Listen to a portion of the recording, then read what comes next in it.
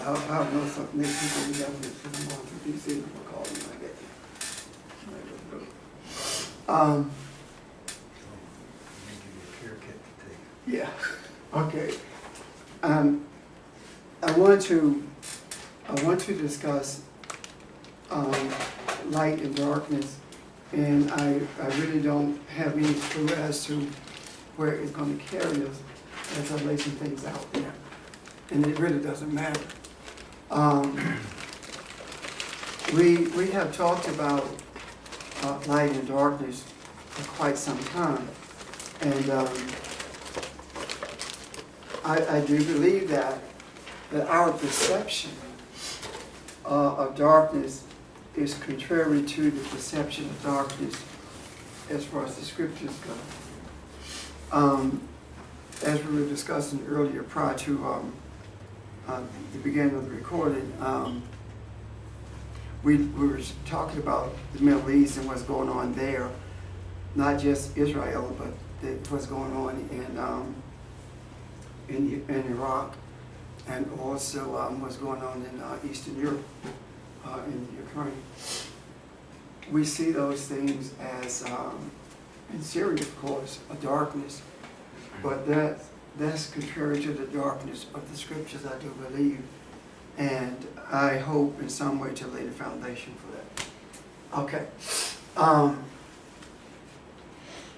It is my belief that the darkness that I just described is the darkness that we created. It's the understanding of darkness that we created by virtue of our concept of what darkness is, as opposed to what darkness really is. If we look at the scriptures, we will see that in Genesis, it talks about darkness prior to light.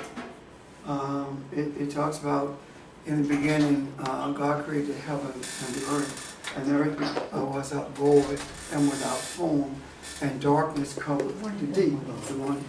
And darkness covered the deep. And that's prior to the discussion of light. There is no indication that darkness was created. But there is an indication that light was created. And when we think about light, we have been discussing, its enlightenment, its understanding, but I think it's much stronger than that. Light means also true teaching. The idea of saying I am the light of the world means my teaching enlightens the world, enlightens humanity. So when light is present in the human sees with a greater clarity. But it by no means mean that darkness is relegated to what we call darkness: sorrow, disaster, ignorance. Everything that's negative is what we call darkness. And if it were not for darkness, we would not see the stars with our naked eyes. If it were not for dark, we see it much clearer. All human life begins in darkness. All life begins in darkness. Seed life begins in darkness. And without the darkness beneath the soil, seeds don't germinate. So when we look at it from that perspective, we begin to, I at least began to ask the question, how can darkness be so negative, or perceived to be so negative, when it produces such positive things? Life. and out of it comes life. We have taken darkness and we have made it something negative, not only by our perception of it, but also by the things that are perpetrated under the cover of darkness. When we think about darkness in some places, in terms of this physical thing called darkness, when it gets dark, we won't travel in those areas because of concern for safety. So these are the things that we have created. One writer says that darkness is nature's time of rest. It is, how did he put it? Let me see if I got it right. It is formation, incubation, and secret rendezvous of invisible power and unseen realities.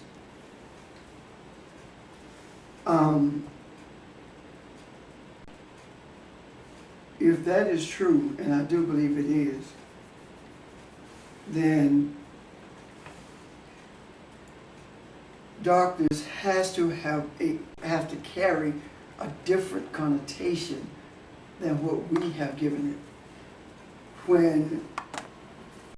When we search for light, we're not searching for the Creator.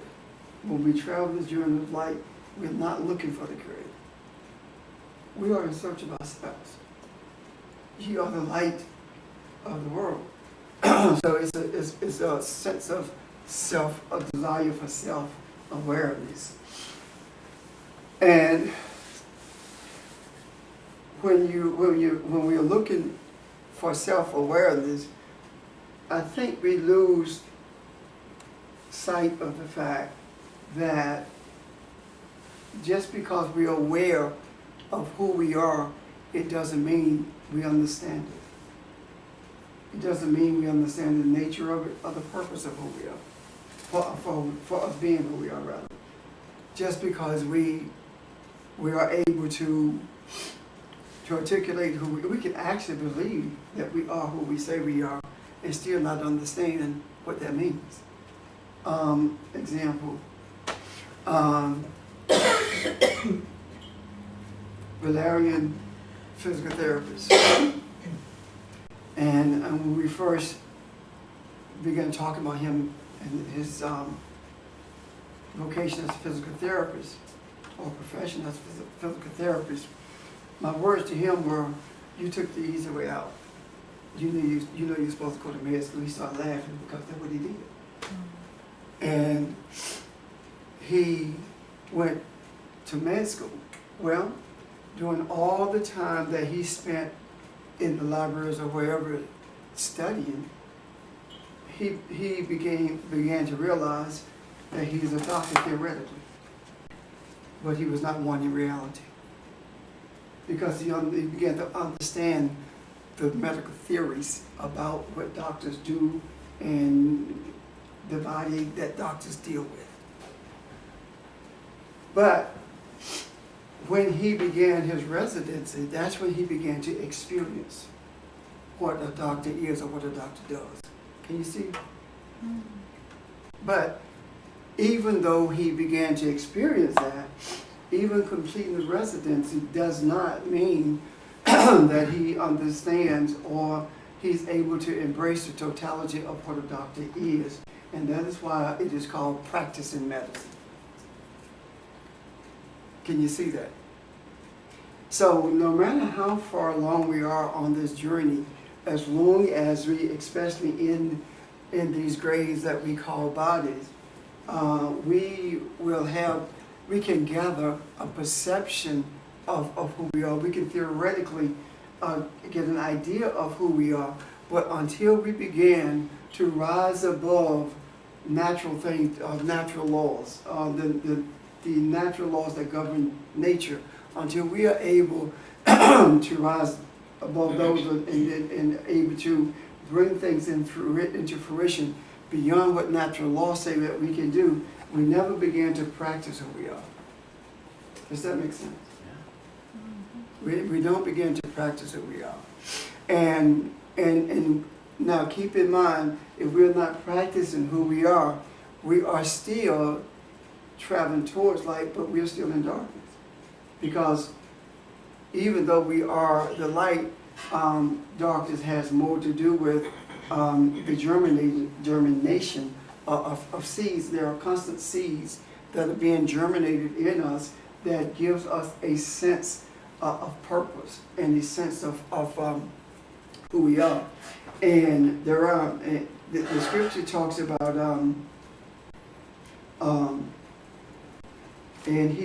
talks about the Creator being shrouded in darkness, or being covered in darkness.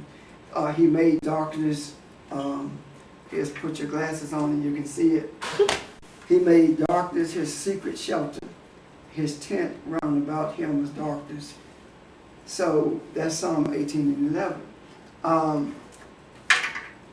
If the Creator is in the tent of darkness, then darkness has to be something different than what we have made it to be.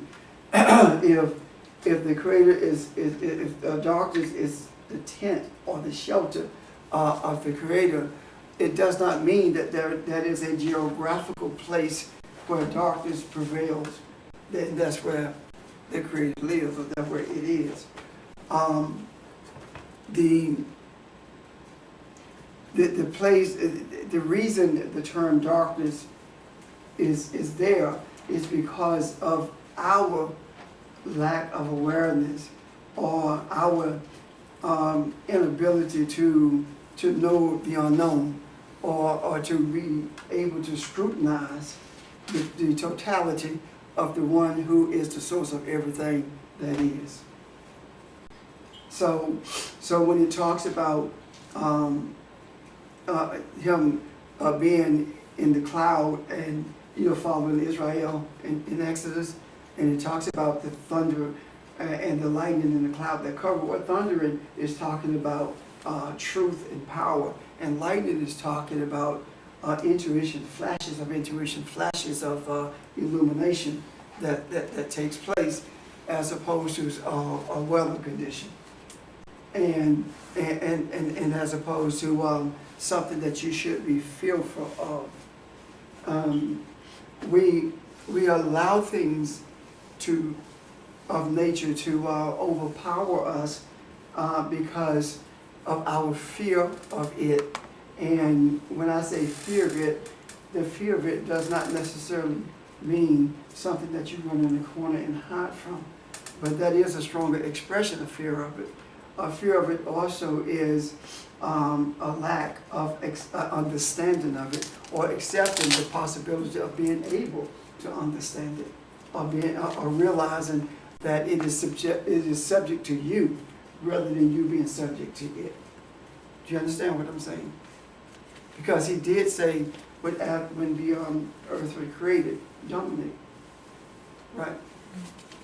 So when we look at it from that perspective, we began to see a different picture of what darkness is.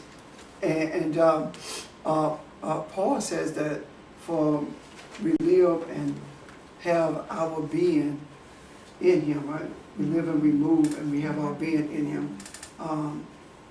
That's the latter part of that particular scripture. I'm trying to remember where it is. Anyway, what he's talking about is not something that's something that we are able to locate geographically. But what he's talking about is a consciousness. And the more of this consciousness that we accept and or become aware of, the more we begin to recognize the inherent power that we are. The inherent power that is able to transcend the natural laws that pertain to these elements that we call nature. And as long as we hold fast to this idea of going to heaven, and heaven being a geographical location as opposed to what it really is, Shamayim, coming from the word for name and light, it is speaking of a consciousness and awareness of something as opposed to a geographical location. But when we hold on to the geographical location of heaven by virtue of up there, or us leaving this dark world and going up there, or going to this other place called hell, and that's something I'm going to look at anyway a little bit later on. As opposed to those things, when we look at it differently than that, then we are beginning to get a picture of who we were created to be. And this in itself is a journey to beginning. And the beginning that is a journey to is not the beginning in Genesis. Not at all. When Jesus talked about Nicodemus returning to beginning, he was not talking about the Genesis beginning. I thought he was, but that has since been revealed to me that he was actually talking about Nicodemus' beginning. In the beginning of Nicodemus, when the Adam, when the image created in the image and likeness, that's the beginning of which he was speaking.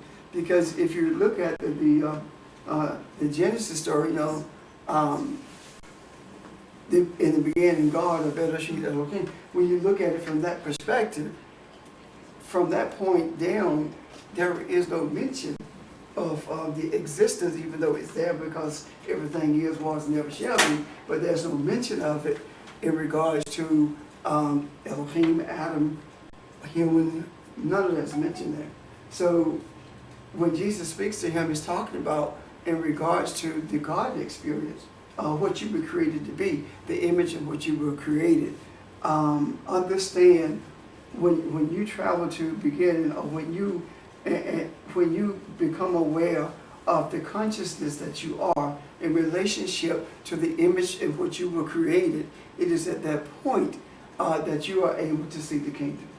That's when you're able to perceive the principles, the counsel of the Creator, those principles that are to govern not just our lives, but those principles by which we are to govern nature. Yes, ma'am. I'm kind of lost. That's okay. We're fine. Well, can I back up to Psalm 18 and 11? Yeah. Is this darkness the same as what you were just elaborating? Our consciousness, Yes. Excuse me. as opposed to the Creator Right. engulfing himself in Right. darkness. It's our our consciousness. It's our inability to comprehend the total essence of the Creator. Okay.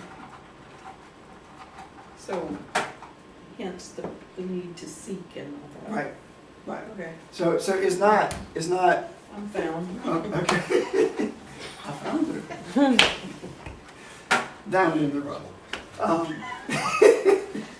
how long that lasts. The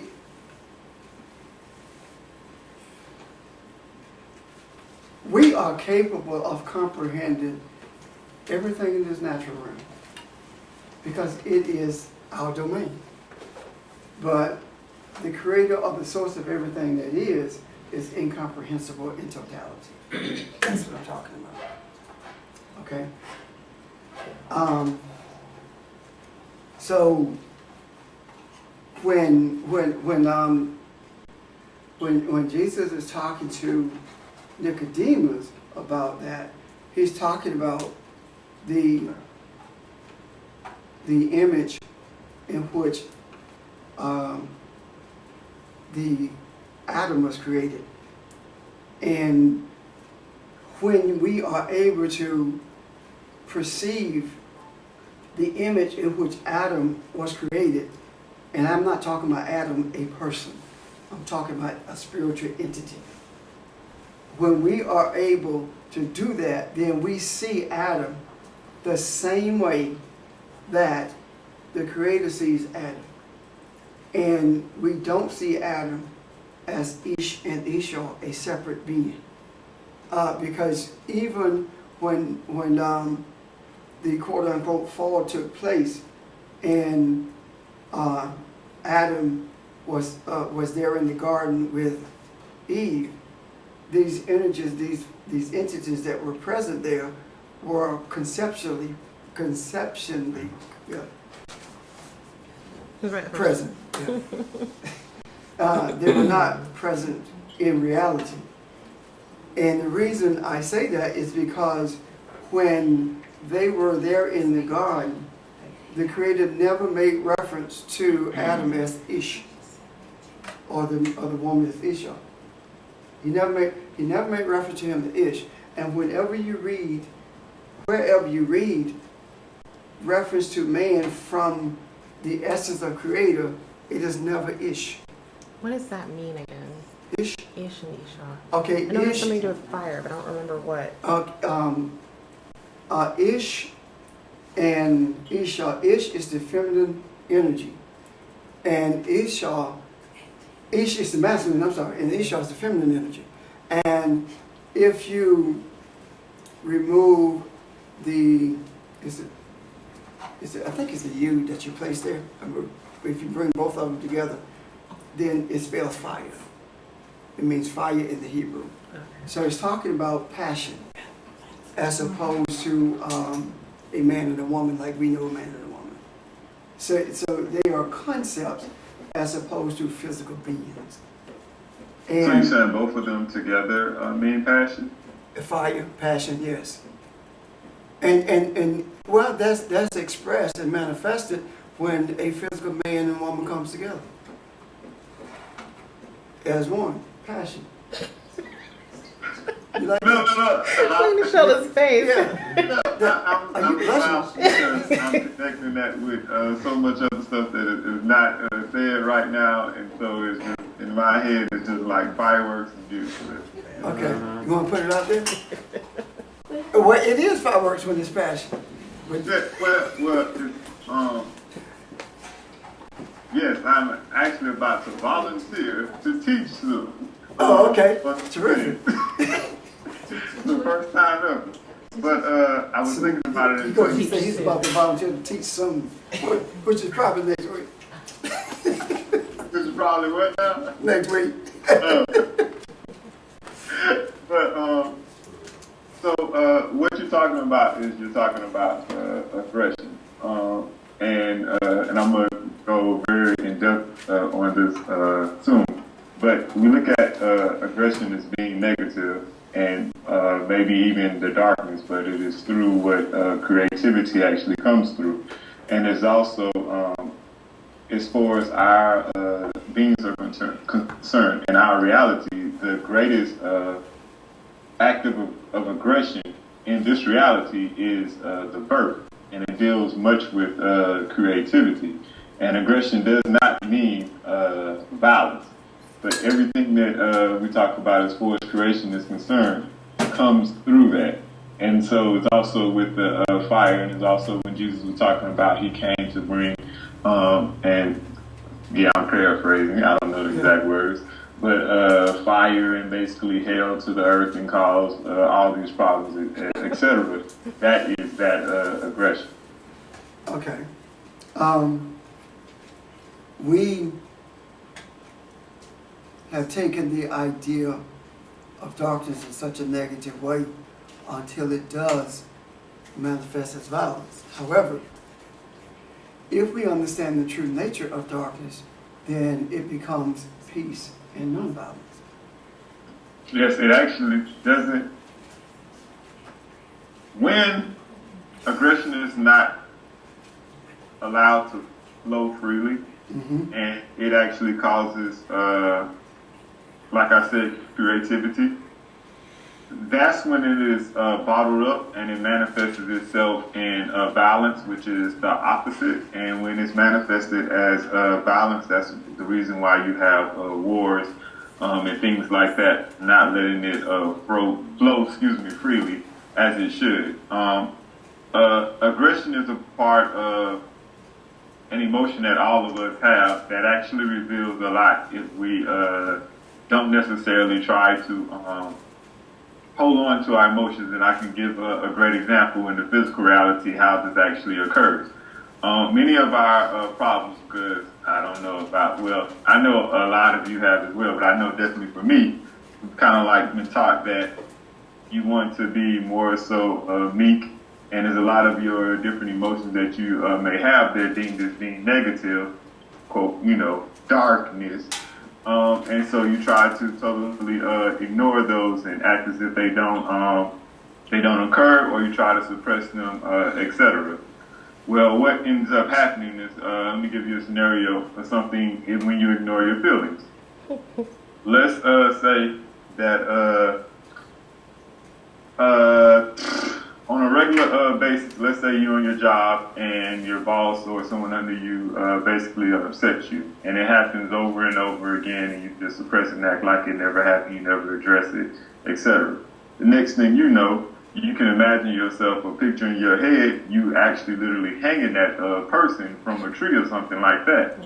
Now, that portion with you waiting to hang them on a tree in your head, that was caused from suppressing your feelings over and over again towards them instead of actually dealing with them. It's the same thing that happens when all of a sudden someone does something and you or someone else just in the same situation acts out totally more than what the situation may have caused. You're not just acting on that situation. It's a lot of stuff that has been built in, tension, etc.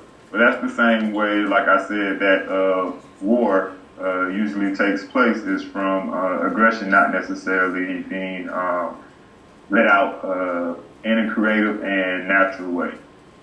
And I'll go and explain this in greater depth and a lot better later on. But yes. Okay, an offshoot from what you just said about aggression, Jesus says in the Bible, we shall take it by force. That's pursuing truth, or that's pursuing the light, or relentlessly. It's not somebody beating somebody up. It's or killing somebody or destroying a nation. It's relentlessly pursuing truth itself. I think I find myself thinking, instead of using the term aggression, I come back to more, terms that I'm more familiar with, fundamentally familiar with the life force. We have that expression. You know from the Jurassic Park movie, that statement that life will find a way.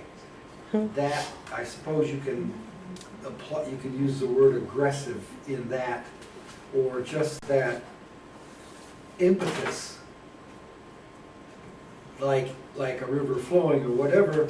If it's distracted, distorted, blocked, that energy is going to find, it's going to accumulate, back up, whatever you want to call it, and then find some other way to move, I suppose you could say forward, to move in the direction that it can move. So that energy, that force is fundamental, basic to life. So I don't think you have to apply a term aggressive if that has a negative connotation to it. It's just, you can't stop, you can only distort, and then you have to live with what those distortions and changes are, which, if you're not the master of that in terms of understanding, will one way or another sort of overtake you. It's not to say you couldn't create a change, but you gotta know what you're doing. I'm saying same thing in science.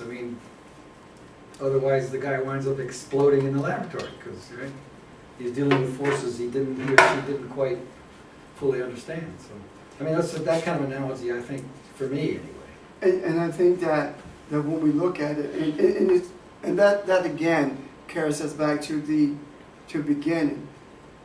The clarity that you have with it from that perspective may not be what Janice has. Right. Because your experiences are different. It doesn't matter as long as you have it. You get some clarity concerning that. Now, the changes that we bring about, we usually see them retrospectively. Unless we are the ones who decide what we're going to do. Then we can see them immediately, which is not always a good thing anyway. But if we allow, if we commit ourselves to this journey of light, this journey, the desire for true teaching, and allow we flow wherever the teaching carries us, then we not only do we see more, but there are things that will take place that goes beyond the natural law of things, and we will see that sometimes retrospectively, and sometimes we see it immediately. It depends on how observant we are. And I was making an effort to think of something that recently.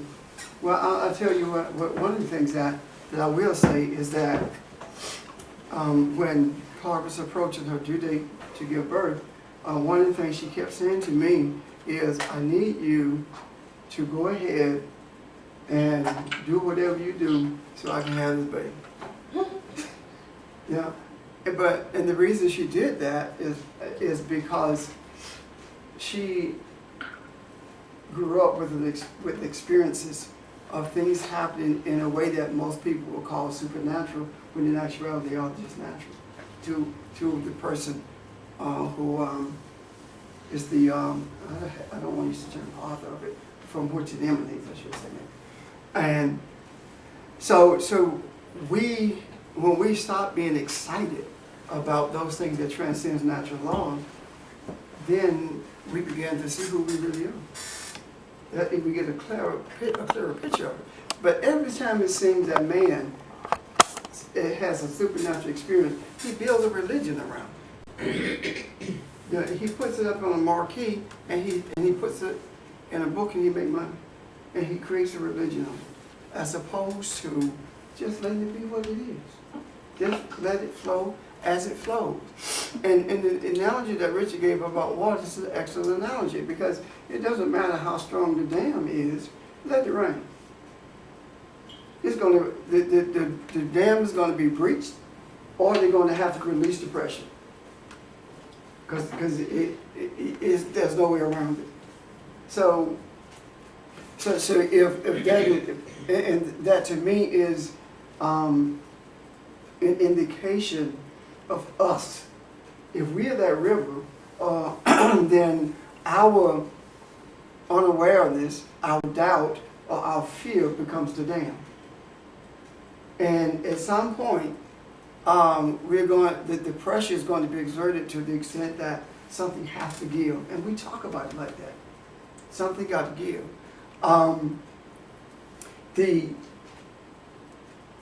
When I want to hark it back to heaven, because the term comes from two words, name and Yahweh, and the root simply means the name of Yahweh, or the character of Yahweh. So, in the expression of the character of Yahweh as revealed to us, becomes heaven. And when we are experiencing peace or prosperity, or things are good or going good with us, we say, what? I have heaven on earth. So we have some sense of the evidence of this, but we struggle to accept it because of what we have been taught that heaven is. Also, heaven is a greater consciousness where the thoughts of lack and fear disappear. Therefore, if you are living in as though you have lack and living in fear, then you are living in darkness. You're not living in heaven. You're living in your own created, your hell that you have created. And now, where does this come from? Well, you're saying that's what we say, That's what we say. because that doesn't jive with where you were headed with what darkness really represents. That's what we, Okay. okay. All right. Now, where did this concept come from? What did it, what is the origin of it?